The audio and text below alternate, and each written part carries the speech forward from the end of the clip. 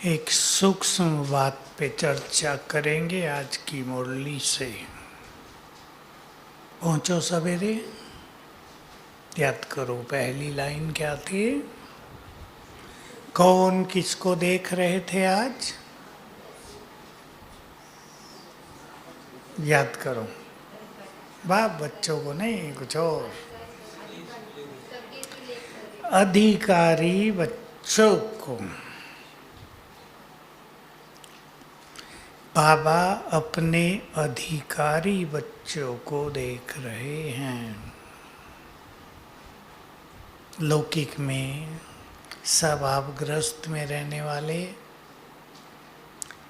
आपको भी ये संकल्प रहता है हमारी प्रॉपर्टी के बच्चे मालिक हैं, और लौकिक में तो बहुत प्रॉपर्टी जमा करते हैं सब, और बच्चों को भी नशा रहता है ये सब हमारा है। रहता है, मुझे तो पता नहीं भाई, मैं इस जीवन में इन चीज़ों से अलग रहा हूँ। रहता है बच्चों को नशा या नहीं हैं? अब बच्चे आप तो है ना, आप बच्चियों को थोड़ा कम रहता है भले ही मिलता भी हो, लेकिन लड़कों को ज़्यादा दहेज में सब दे देते। इसलिए भारत में दहेज प्रथा थी ताकि हिस्सा उन्हें भी मिल जाए। अब सोचना है गहराई से, सूक्ष्मता से। बाबा की सारी संपत्ति के हम मालिक हैं। सोचें सभी, इसको अपने चिंतन में लाना है। बाबा ने 3 बातों पर आज ध्यान दिलाया: सुख, शांति, पवित्रता। 3 जो बहुत बड़े खजाने हैं, उनके हम मालिक हैं, अधिकारी हैं। और भी बहुत सारे खजाने हैं। देखो, ज्ञान जो बाबा के पास, वो सब हमारे पास। हालांकि बाबा ने कह दिया मैं तुम्हें सारा ज्ञान नहीं देता। आपने मुरली ध्यान से सुनी हो, साकार मुरली में ही आ गया, अपने ज्ञान का एक हिस्सा ही आपको देता हूँ। तो लेकिन हम अपनी सूक्ष्म स्थिति के द्वारा उसके संपूर्ण ज्ञान को ग्रहण कर लेते हैं। ज्ञान पर भी हमारा अधिकार, और किस पर? पहली चीज है एक्चुअली तो वो, उसके प्यार पर भी हमारा अधिकार है।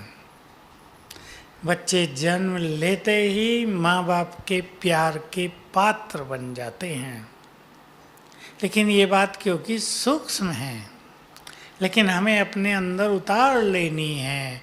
उसका संपूर्ण प्यार किसके लिए है? बोलो, किसके लिए? हमारे लिए है। रोज वो हमें प्यार भरी दृष्टि भी देता है। देखो, प्यार के लक्षण आप देखो। हम कुछ छोटी मोटी गलती कर दें, पुचकार देता है, कोई बात नहीं, ठीक करो। डांटता नहीं है। आप तो डांट भी देते होगे, बाबा कम डांटता है। कभी कभी आंख दिखाइए थोड़ी, नहीं तो नहीं। प्यार पर भी संपूर्ण अधिकार। प्यार में कितनी अच्छी अच्छी बातें सिखाते हैं हमें। बाबा के बोल में ही प्यार समाया होता है। कौन से बोल में? मीठे बच्चे। कई माताएं मुझे सुनाती हैं, अब हम लोग तो सुनते आ रहे मीठे बच्चे, कुछ खास असर नहीं पड़ता, पर माताएं कहती हैं जैसे ही मीठे बच्चे कहते हैं, और हम थ्रिलिंग कहते हैं इसको, रोमांचित हो जाते हैं, एकदम आनंद सा आ जाता है। भगवान हमें मीठे बच्चे कह रहा है। तो अधिकार है ना, उसकी शक्तियों पर भी बहुत बड़ी चीज़ है ये। उसकी शक्तियों पर भी हमारा अधिकार है। अब पहले नंबर के बच्चों की आज बाबा ने निशानी बताई, तीनों में सुख, शांति, पवित्रता।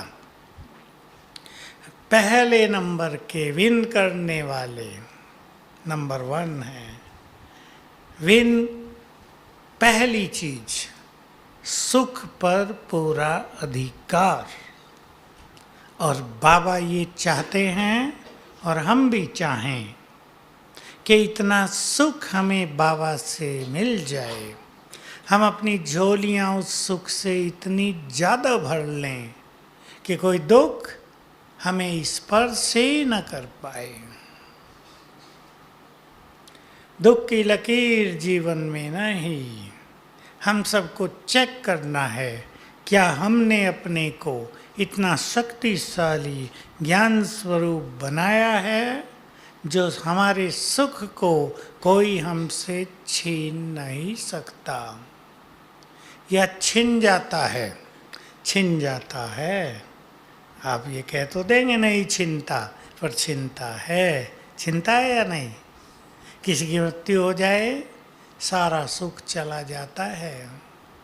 रोज के व्यवहार में देखें, कोई जरा सा उल्टा बोल दे, क्या होता है सुख का? बोलो ना, आगे वालों से नहीं पूछता हूँ, पीछे वाले बताओ। कोई गलत बोल दे, हमारे सुख का क्या हो जाता है? तुरंत होती है गड़बड़। तो हमारा सुख पावरफुल या दूसरों के बोल पावरफुल होना चाहिए? भगवान के द्वारा दिया हुआ खजाना पावरफुल। वो हमारा सुख हो तो थोड़ा कमज़ोर भी हो, सुखों के सागर से सुख मिला है, वो कमज़ोर नहीं हो सकता। गड़बड़ कहाँ है? हम मनुष्यों के शब्दों को ज़्यादा वैल्यू देते हैं।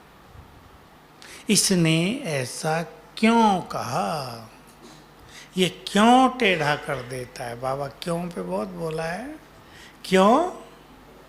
क्वेश्चन मार्क, खुद भी टेढ़ा, सबको टेढ़ा कर देता है। क्वेश्चन उठा, टेढ़े हो गए, मुंह टेढ़ा, स्थिति टेढ़ी। तो हम चेक करें, हम दूसरों के शब्दों पर कितना ज़्यादा ध्यान देते हैं। एक बार 2 लोगों की लड़ाई हुई, एक ने दूसरे को मार दिया थप्पड़। जब उनका केस आया ऊपर वालों के पास, तो उसने कहा इसने 18 मारे मुझे। मैंने पूछा गिन रहे थे क्या? जरूर वो गिन रहा था। इतना सीरियसली उस चीज को लिया। हम भी दूसरों के शब्दों को ज़्यादा सीरियसली लेते हैं। इसने ये कहा, एक एक बात याद रहेगी, मुरली साथ साथ बोलेगी, लेकिन दूसरों के शब्द बोलो ज़्यादा याद रहते हैं। अब हमें इसको सीधा करना है, ये उल्टा हो गया है। बाबा के शब्द ज़्यादा याद रहें और दूसरों के शब्द भूलते जाएं फटाफट। और ये तब होता है जब हम अंदर से भरे हुए हों। देखो आप सभी कैमरे से फ़ोटो लेते हैं, आजकल तो मोबाइल में कैमरा है ना। अगर ज़्यादा हो गए फ़ोटो तो क्या आने लगेगा? मेमोरी कार्ड फुल हो गया है, अब और फ़ोटो नहीं लिए जाएंगे। हमने भी अपनी मेमोरी फुल कर दी है ना, फुल कर ली है। इसको फुल करें अब अच्छाइयों में, फुल कर ली है निगेटिविटी में, तो ठीक हो जाएगा। तो हमारा सुख इतना हो जो आने वाले समय में हम सबको सुख बांट सकें। अब चेक कर लें सभी, कोई भी घटनाएं हमारे सुख को नष्ट करेंगी या हम सहज भाव में रहते हुए अपने सुख के भंडार से दुखी आत्माओं के दुख हट सकेंगे, सुखों के वाइब्रेशंस फैलेंगे। इस मधुवन के लिए जो जो कुछ बाबा ने कहा हुआ है, उसमें से एक बात ये भी है, इस भूमि पर आते ही, ये है ना जहाँ हम बैठे हैं, वो तो कोई इसकी वैल्यू ख्याल में नहीं रहती। ऐसा समय हो जाएगा, समय का चक्र ऐसा घूमेगा, अब इसमें 100 साल नहीं चाहिए, ये जल्दी आ रहा है। जो यहाँ आएगा चित्त शांत, दुख खत्म। जैसे तीसरा नेत्र बंद हो गया था वो वापस खुल जाएगा।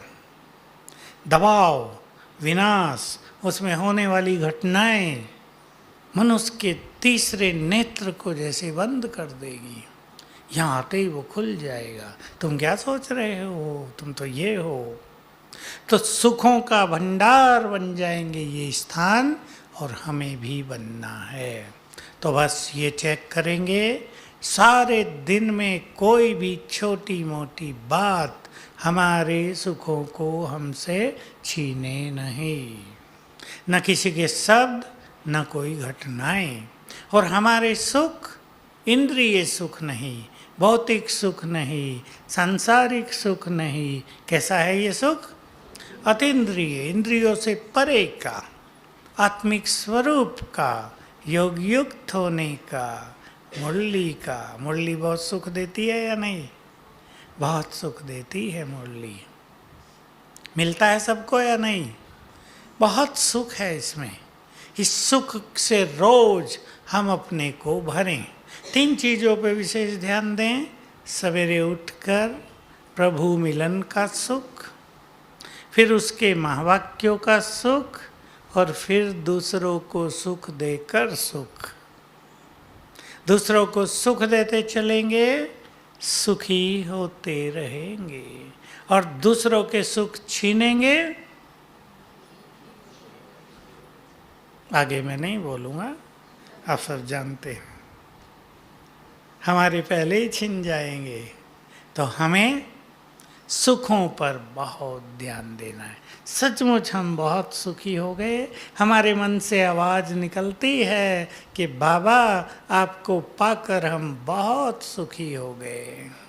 बोलो, निकलती है आवाज़? निकलती है ना? हाथ उठाएंगे जो बहुत सुखी हो गए। सच सच, बहुत अच्छा, सचमुच सुखी हो गए। यही तो बहुत बड़ा भाग्य है जो संगम युग पर भाग्य विधाता हम सब के लिए लेकर आए हैं। दूसरा, शांति। शांति के लिए बाबा ने एक कहावत भी याद दिलाई। हाँ, धरती पे भले गिर जाओ, मतलब सब कुछ नष्ट हो जाए, ऊपर से नीचे आ पड़ो, लेकिन धर्म, और धर्म कौन सा हमारा? शांति। शांति आत्मा का स्वधर्म है। ये हमारा धर्म हमसे छूटे नहीं। शांति, हमें अब शांति की तलाश न हो।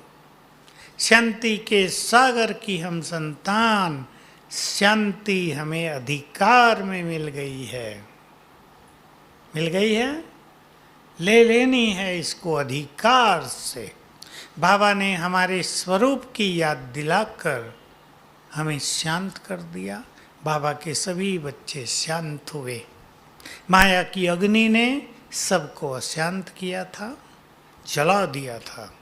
बाबा ने, मुरली आती है ना, अमृत, ज्ञान का अमृत छिड़क कर तुम सबको शीतल कर दिया। आ गई ये मुरली, पीछे आई है ये मुरली।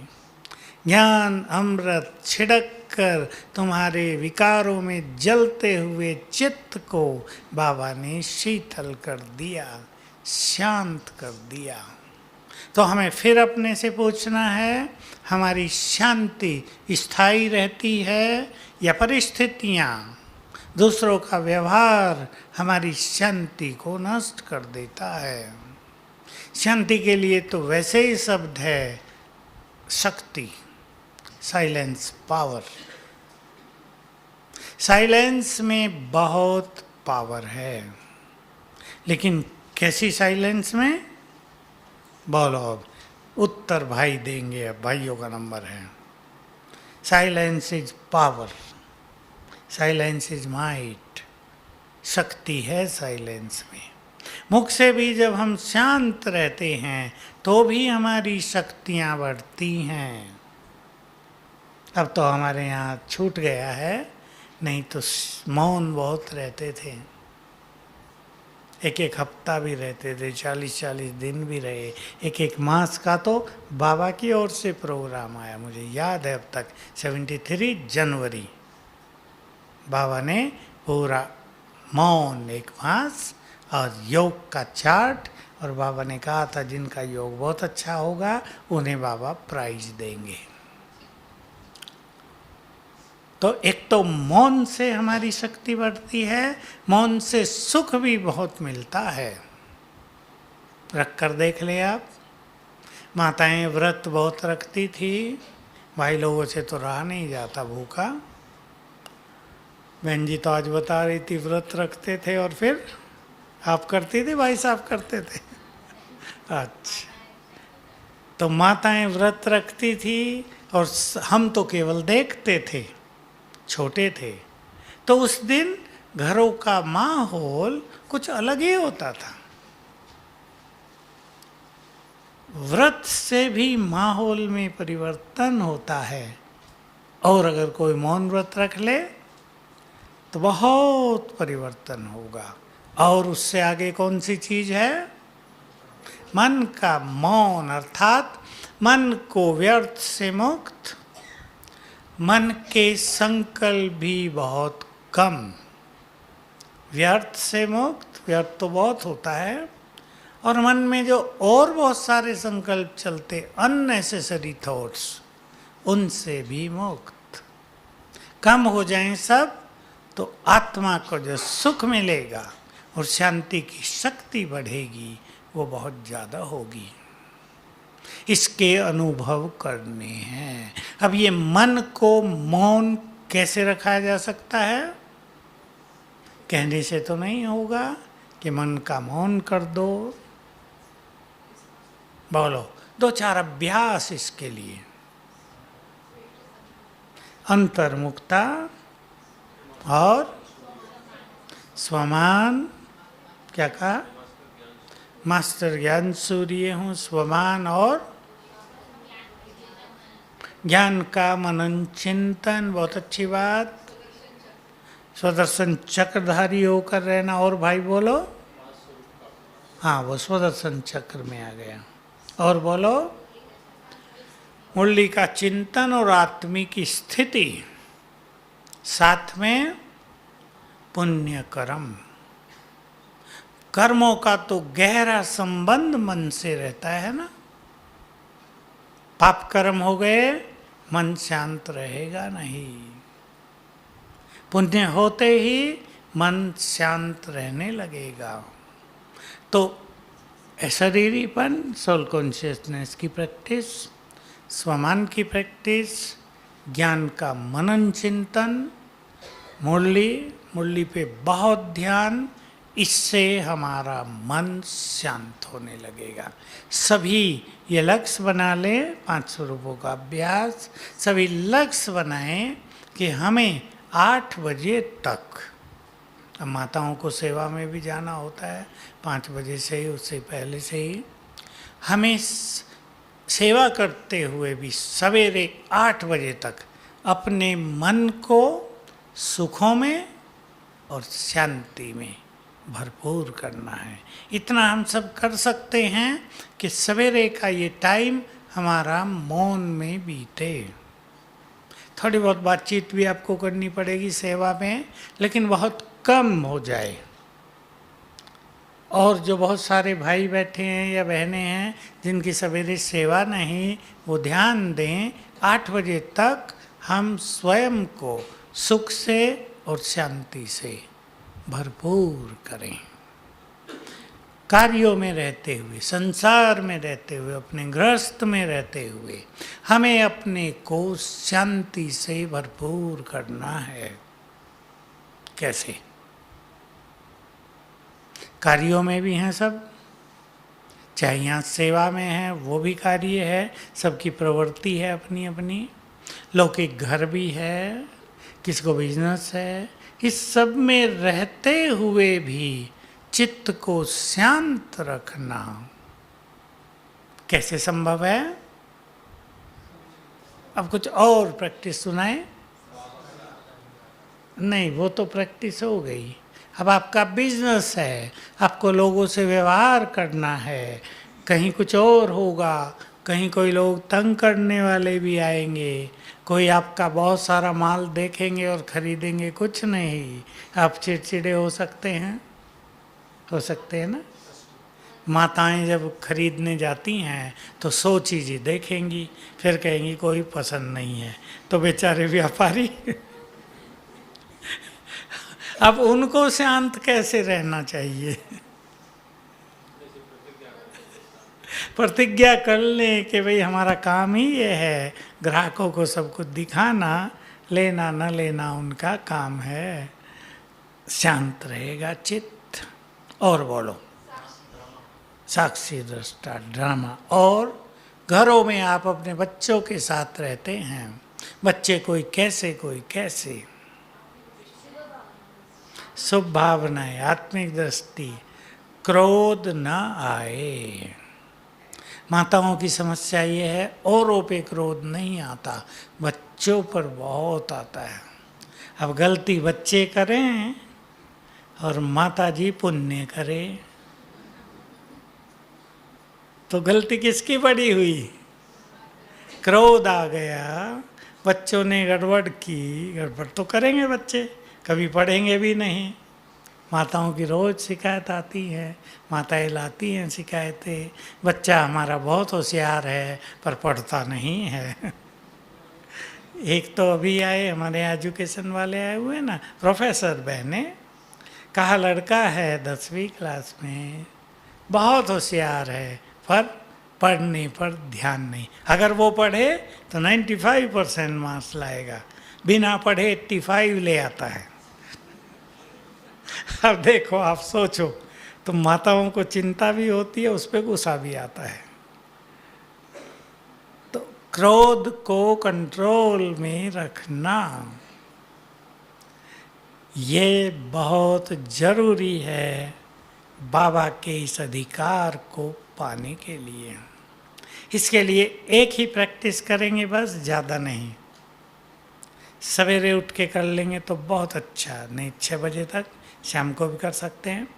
क्रोध मेरा संस्कार नहीं है, मेरा संस्कार तो शांति है।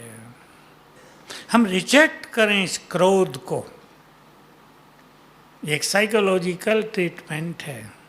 अब हम अपने क्रोध को रिजेक्ट करें, क्रोध मेरा संस्कार है ही नहीं, मेरा संस्कार तो शांति है।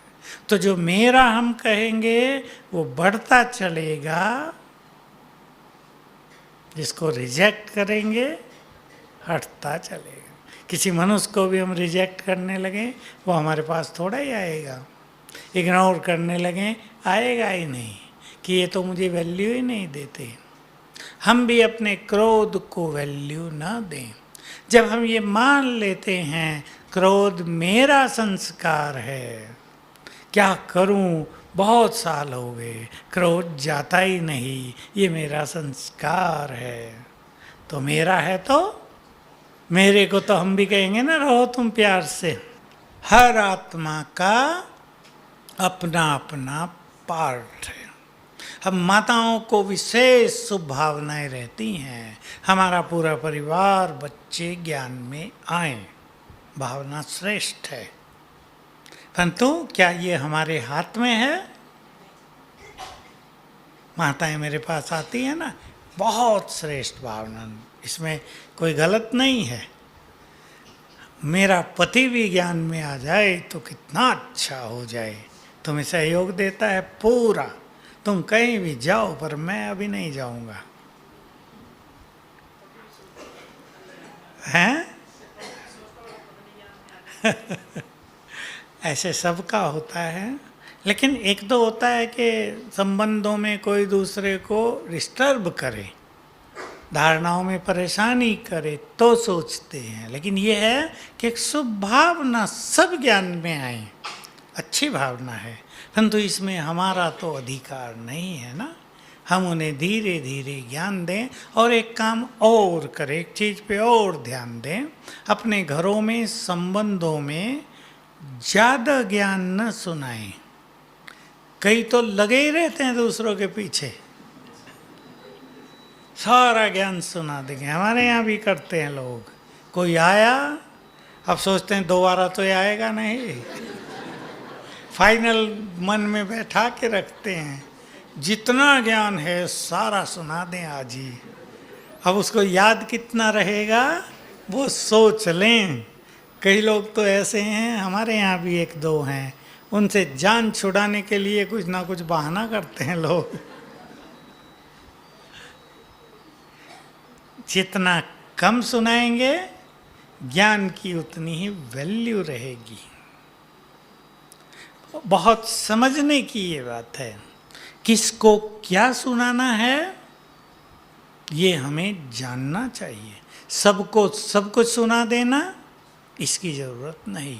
एक प्रोफेसर और बहन आई आज, बड़ी प्रोफेसर है, एमटेक के स्टूडेंट्स को पढ़ा। एमटेक बहुत बड़ी डिग्री है, बीटेक फाइनल ईयर और एमटेक।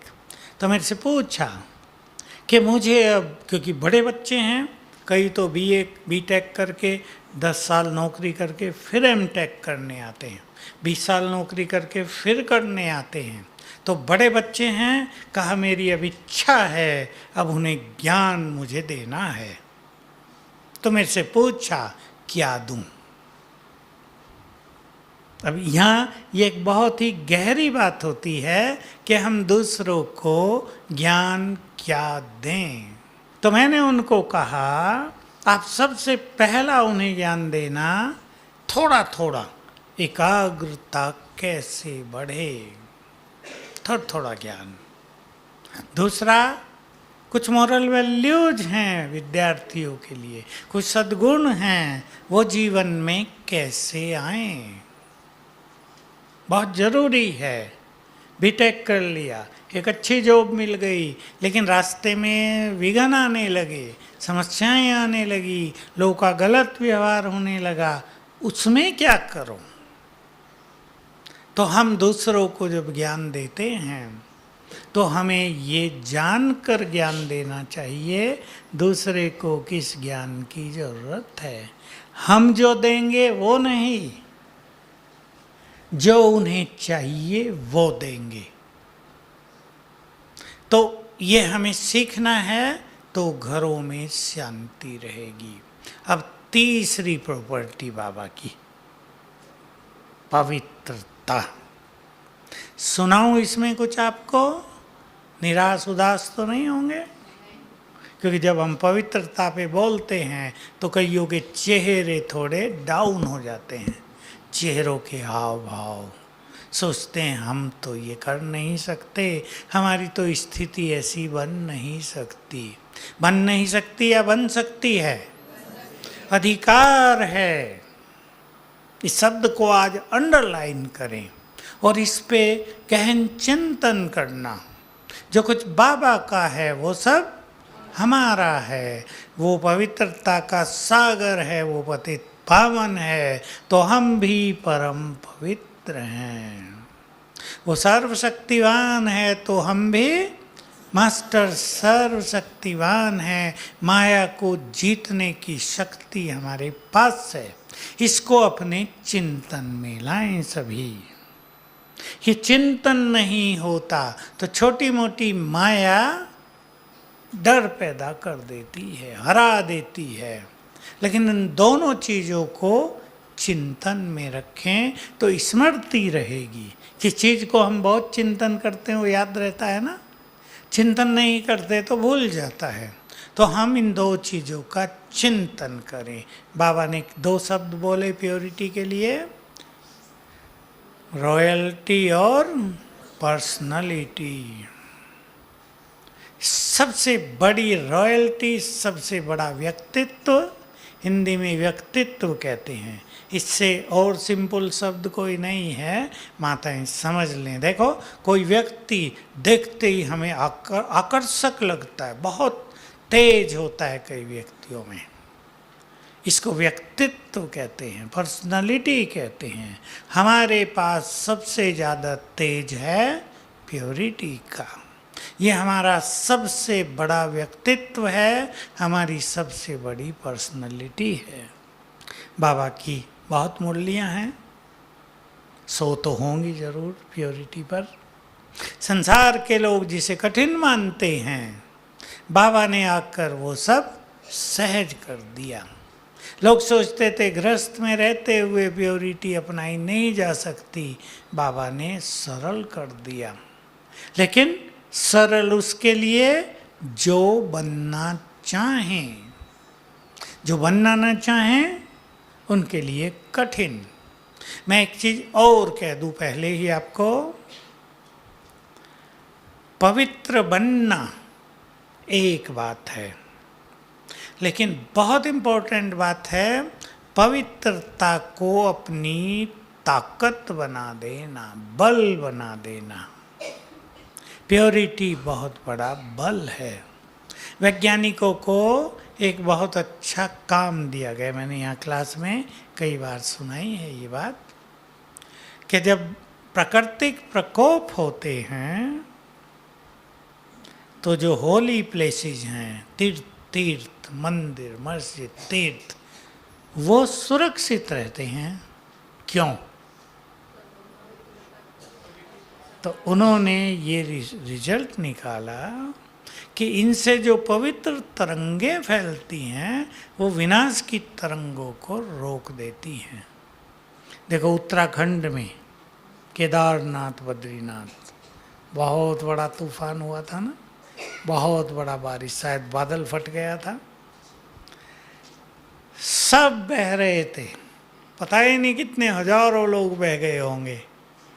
और मंदिर कैसे सुरक्षित रहा पता?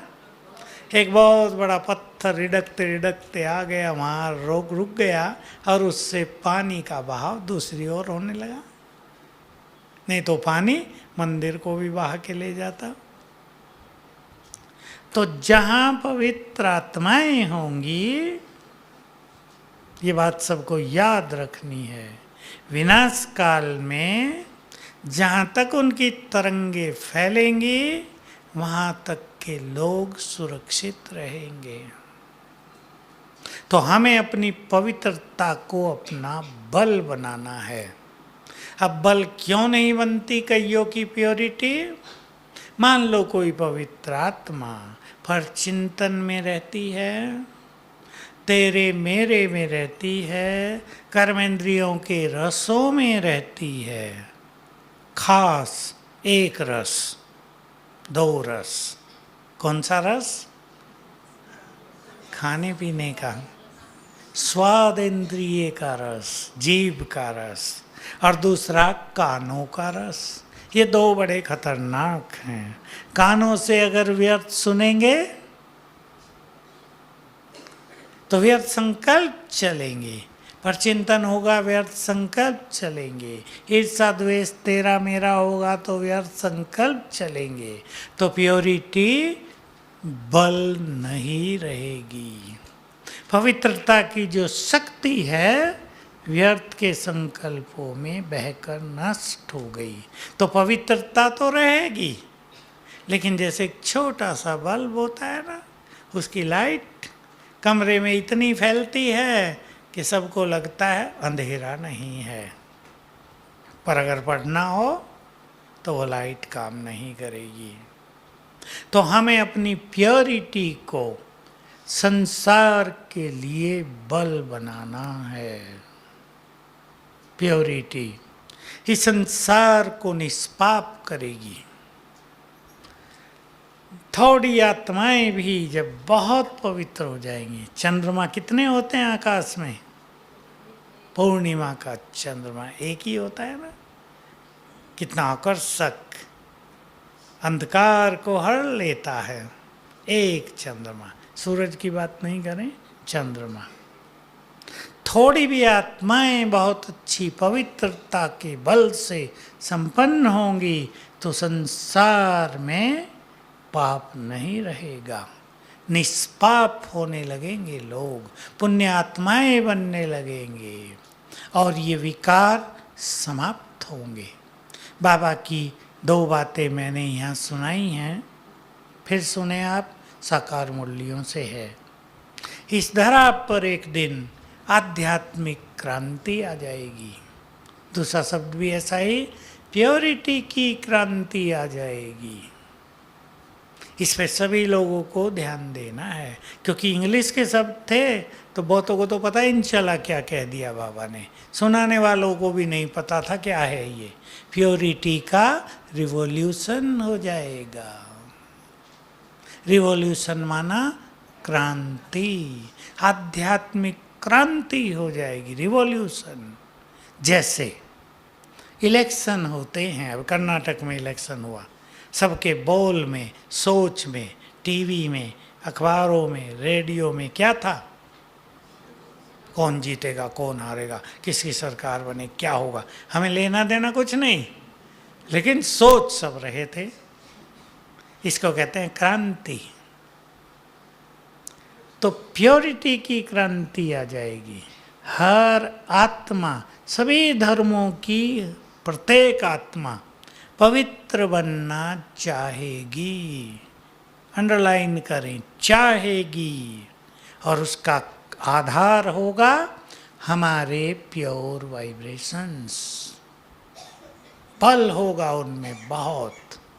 इसलिए 108 आत्माएं जिस दिन तैयार हो जाएंगी, उस दिन रिवॉल्यूशन हो जाएगा, क्रांति आ जाएगी। तो हमें प्योरिटी पर बहुत ध्यान देना है। यही रॉयल्टी है। हमारे संस्कारों में रॉयल्टी आ जाती है, बोल में रॉयल्टी आ जाती है, चलने में रॉयल्टी आ जाती है, खान पान, खाने का तरीका, कर्म करने का तरीका, सब अलौकिक हो जाते हैं। तो हमें इस पर बहुत ध्यान देना है। इस सब्जेक्ट में ढीले नहीं होना है। ये परमात्म संपदा है और हम उसके अधिकारी हैं। ठीक है, भाइयों से पूछते हैं, पसंद है ना ये बात? इसमें ढीले नहीं होना है। कौन आजकल ढीला कर रहा है प्योरिटी को? कौन सी माया? Mobile, net. नेट का दूसरा अर्थ भी होता है ना, जाल। ये जंजाल है, बहुतों के जीवन को खराब कर गया है ये जंजाल। माताओं को तो पता ही नहीं, अच्छा है नहीं पता हो। जैसे साकार में बाबा कहते थे ना, तुम पढ़े लिखे नहीं है, बहुत अच्छा है। अनेक तरह के गंदगी किचरा बुद्धि में है ही नहीं। अब भी यही कहेंगे, जो नेट के जाल से मुक्त है वही बुद्धिमान है।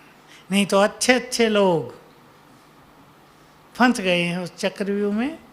एक बार गंदी फिल्में देखने की आदत पड़ गई सो पड़ गई, फिर तो माँ डांटे या बाप पिटाई करे, देखना है। पढ़ाई हो या ना हो, पढ़ाई से कुछ लेना देना नहीं।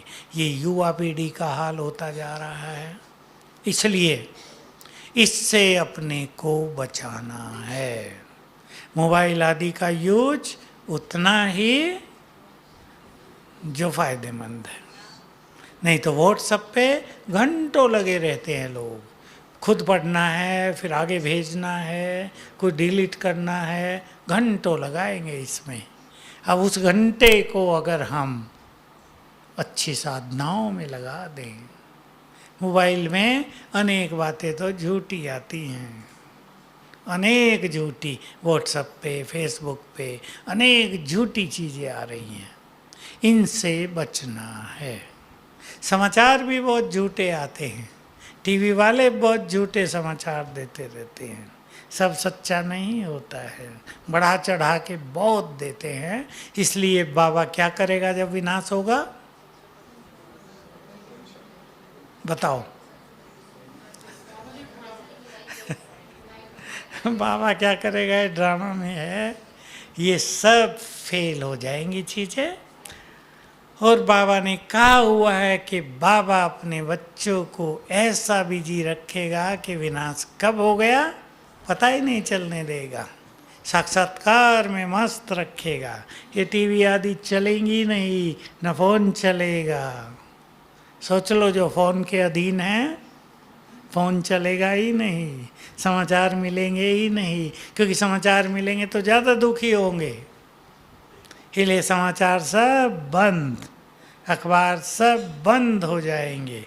छोटी सी कल्पना करो, एक आप भूकंप होने लगे, रेलवे लाइन 10 जगह से टूट गई, 1-1 किलोमीटर की टूट गई, गड्ढे पड़ गए, गड्ढे इतने गहरे हैं, अब रोज होने लगेगा तो सरकारें भी सोचेंगे अब क्या करें इसको, छोड़ो। सड़कें टूट गई हैं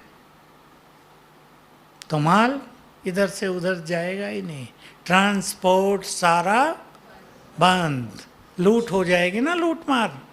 जब कुछ मिलेगा नहीं तो ट्रक जो रास्ते में खड़े हैं सब लूट लिए जाएंगे, ट्रेन लूट ली जाएंगी, ये सब होने जा रहा है। तो अखबार आएंगे कहाँ से?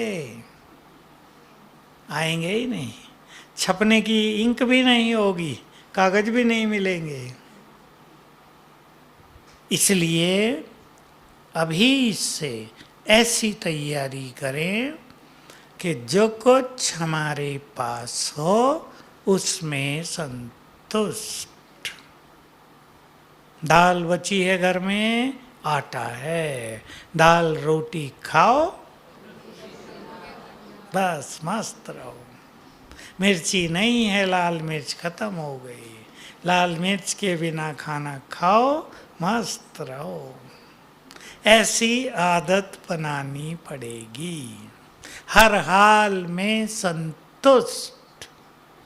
नहीं तो सोचते ही रहेंगे, ये नहीं हुआ, वो नहीं हुआ, ये क्या हो गया, बाबा मदद नहीं करता है, बाबा मदद नहीं करता है, ये आवाज़ चारों ओर से आएगी।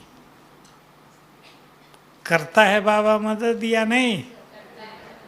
पर आप पक्का कर दो अभी से, बहुत लोग बोलेंगे बाबा मदद नहीं करता। अब मैं एक उदाहरण देता हूँ इसके लिए। आप अपने, हाँ अभी बोलते हैं ना, उसी का सुना रहा हूँ मैं, आज ही मुझे 2-3 बोल रहे और काफ़ी परेशान हो गई वो बहनें, बाबा मदद नहीं करता। एक बहन तो वो सरेंडर नहीं है, कहा मैं तो बाबा से रूस गई, जब तक वो मेरा ये काम नहीं करेगा मैं जाऊंगी नहीं सेंटर, मदद नहीं करता बाबा। हमने बाबा के लिए क्या क्या किया, बाबा कुछ नहीं करता हमारे लिए, बाबा से नाराज़। मुझे याद आ रहा था आज कि जब बाबा कहता था बाप से भी संतुष्ट, हम सोचते थे बाबा से कौन असंतुष्ट होगा भाई, लेकिन अब पता चलता है कि ऐसे भी नटखट बच्चे हैं जो प्यार के सागर से, प्यार है ना, ये भी रूठ जाते हैं। अब मनाने तो आना पड़ेगा उसको, आएगा या नहीं? तो हम सभी एक उदाहरण ले लें। अब आप अपने बच्चे को आइसक्रीम बहुत खिलाते हैं, बच्चा भी आइसक्रीम बहुत प्यार से खाता है, उसे बुखार हो गया है, उसका गला खराब है, आप उसे हॉस्पिटल लेकर जा रहे हैं, रास्ते में वही आइसक्रीम की दुकान आ गई है जहाँ रोज़ खिलाया जाता है।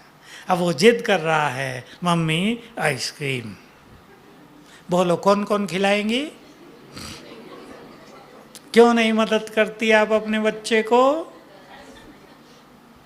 आइसक्रीम न खिलाना ही मदद है या नहीं? आइसक्रीम खिला देंगे, बुखार बढ़ेगा, गला और बंद हो जाएगा, कफ जम जाएगा, मुश्किल हो जाएगी। तो आइसक्रीम न खिलाना ही मदद है।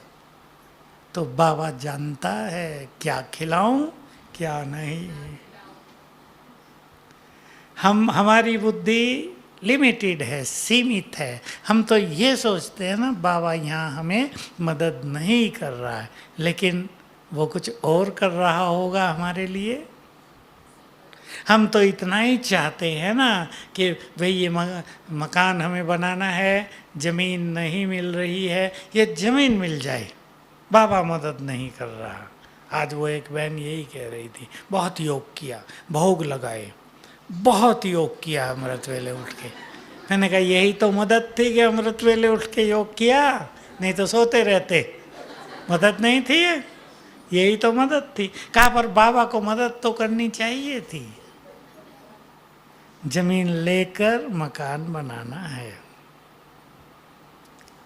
क्या कर रहा है बाबा? वो जानता है कि यहाँ मकान बनाने से अच्छा नहीं होगा, ये कष्ट पाएंगे, इस जगह पर बैड एनर्जी है, ये भूतों की जगह है।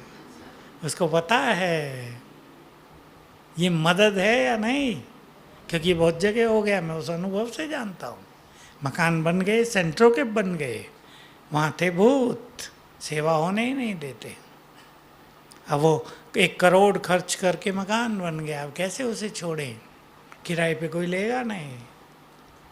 तो बाबा तो मदद करता ही है।